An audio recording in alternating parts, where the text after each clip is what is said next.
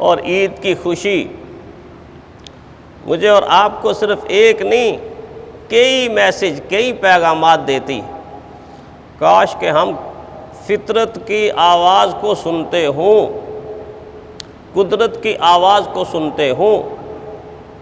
بولنے والی آواز کو تو سارے ہی سنتے ہیں، اب میں بول رہا ہوں آپ سارے سن رہے ہیں، لیکن مومن وہ ہے جو فطرت کی آواز کو سنتا ہے، قدرت کی آواز کو سنتا ہے، دل کی آواز کو سنتا ہے، اندر کی آواز کو سنتا ہے، یا سادہ لفظوں میں یوں کہوں تو خاموشی کی آواز کو سنتا ہے، خاموشی کی آواز کو سنتا ہے۔ درخت نہیں بولتا، خاموش کھڑا ہے، پتھر نہیں بولتے، خاموش بیٹھے ہوئے، زمین گفتگو نہیں کرتی، خاموش اپنی جگہ پر برقرار ہے۔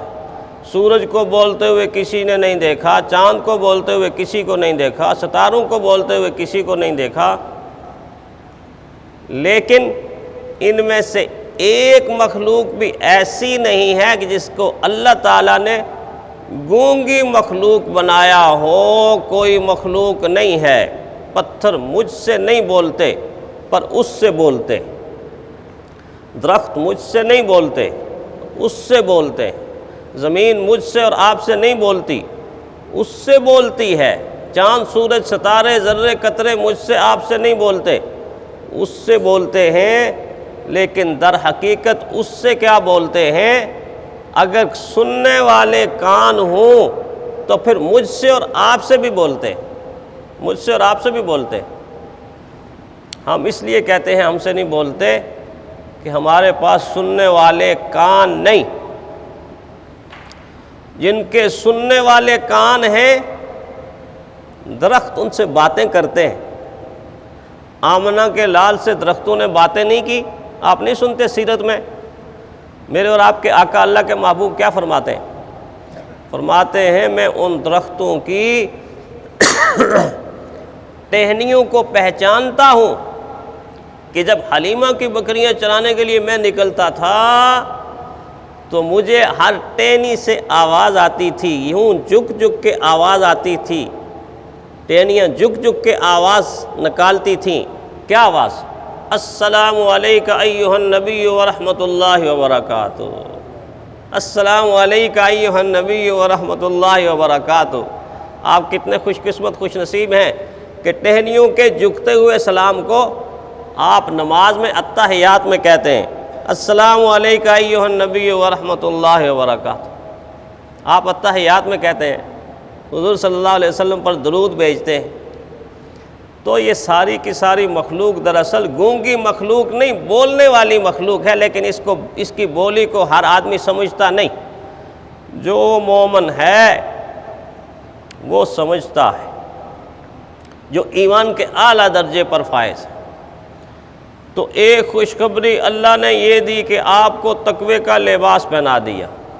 دوسری خوشخبری اس دن کے حوالے سے آپ کو تقوی کا تاج پہنا دیا۔ تیسری خوشخبری یہ کہ سب سے بڑی کامیابی، سب سے بڑی کامیابی، جس سے بڑی کامیابی اور کوئی نہیں ہے، اس کامیابی کی آپ کو خوشخبری سنا دی۔ قد افلح من تزکا، کامیاب وہ ہو گیا جس نے اپنے آپ کو اپنا تزکیہ کر لیا۔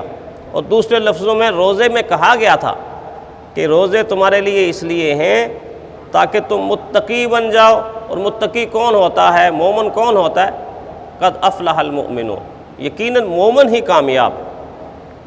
اور پھر ساتھ ساتھ عید کا دن مجھے اور آپ کو پیغام دیتا ہے کہ دیکھو دنیا میں خوشی بھی ہے، دنیا میں خوشی کے ساتھ غم بھی جڑا ہوا ہے، دنیا میں جوانی بھی ہے، جوانی کے ساتھ بڑھاپا بھی جڑا ہوا ہے، دنیا میں طاقت بھی ہے، طاقت کے پیچھے کمزوری بھی چھپی ہوئی ہے، دنیا میں صحت بھی ہے، صحت کے ساتھ بیماری بھی لگی ہوئی ہے، دنیا میں امیری بھی ہے، امیری کے ساتھ فقیری بھی لگی ہوئی ہے، دنیا میں راحت بھی ہے، راحت کے ساتھ تکلیف بھی لگی ہوئی ہے۔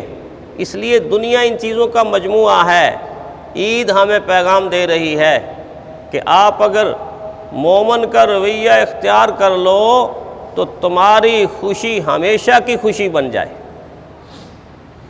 دنیا میں تو مکس اپ ہے نا، کہا گیا نا کہ خوشی کے ساتھ دنیا میں ہزاروں غم بھی ہوتے ہیں، جہاں بجتی ہیں شہنائیاں وہاں ماتم بھی ہوتے ہیں۔ دنیا تو ایک گلی سے دلہا ہار پہن کے خوشیوں کے شادیانے بجاتا ہوا نکل رہا ہے، اور اگلی گلی سے چارپائی کے اوپر جنازہ نکل رہا ہے۔ اس گلی میں خوشی کی بہاریں، اس گلی میں غم کی آہیں۔ دو بندے کھڑے ہیں پھولوں کی دکان کے اوپر، ایک کہتا ہے مجھے ذرا پھولوں کا ہار جلدی جلدی بنانا اور بنا کے دینا، میں نے اپنے بیٹے کو آج پہنانا ہے، دولہا بنانا ہے۔ اس کے ساتھ ہی دوسرا آدمی کہتا ہے یار مجھے جلدی جلدی کچھ پھول دے دو، میں نے اپنے بیٹے کی میت کو آخرت کی طرف رخصت کرنا ہے۔ پھول ایک ہے، خریدار دو ہیں، اس لیے ان کے حالتیں دو۔ یہاں خوشی بھی ہے، غمی بھی ہے، لیکن عید مجھے اور آپ کو پیغام دیتی ہے، اس خوشی کو اگر دائمی خوشی بنانا چاہتے ہو تو جاؤ آج جا کے کسی یتیم کے سر پر ہاتھ رکھ دو۔ جب تم ہاتھ رکھو گے تمہاری خوشی ہمیشہ کی خوشی بن گئی۔ آؤ جا کر کسی غریب کا چولہا جلا دو، اس کا گھر روشن کر دو، تمہاری خوشی ایسی بنے گی تمہاری قبر روشن ہو جائے گی۔ کسی مریض سے اس کا حال پوچھ کے اس کی خدمت کر دو، تمہاری خوشی ہمیشہ کی خوشی بن جائے گی۔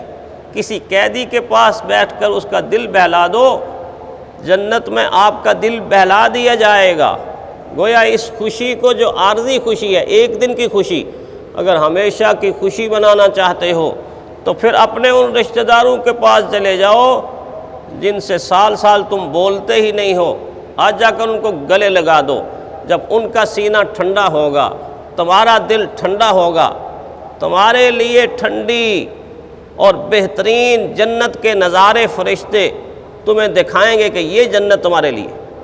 ایسی صلہ رحمی کی برکت کہ زندگی میں برکت شروع ہو جائے گی، رزق میں برکت شروع ہو جائے گی، پھر تمہاری زندگی جنت کا گہوارہ اور خوشیوں کا گلدستہ بن جائے گی۔ گویا اس خوشی کو اگر ہم چاہتے ہیں کہ یہ لازوال بن جائے، ہمیشہ کی خوشی بن جائے، تو پھر اس خوشی کو ہم تقسیم کریں، اس خوشی کو ہم بانٹیں، اور آج کے دل جس طرح ہم نے بدن کو پاک کیا، کپڑوں کو پاک کیا، اپنے اندر کو حسد سے پاک کر لیں، بغض سے پاک کر لیں، کینے سے پاک کر لیں، نفرت سے پاک کر لیں، حقارت سے پاک کر لیں، تنگ نظری سے پاک کر لیں۔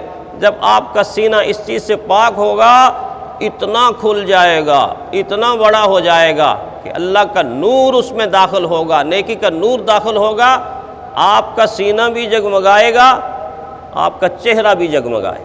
تو عید کا یہ پیغام ہے کہ اس خوشی کو عام کرو اور اس خوشی کو بانٹ دو، تقسیم کر دو، تمہاری یہ ایک دن کی خوشی ہمیشہ ہمیشہ کی خوشی بن جائے گی۔ اللہ تعالی ہمیں ایسا ہی کرنے کی توفیق عطا فرمائے۔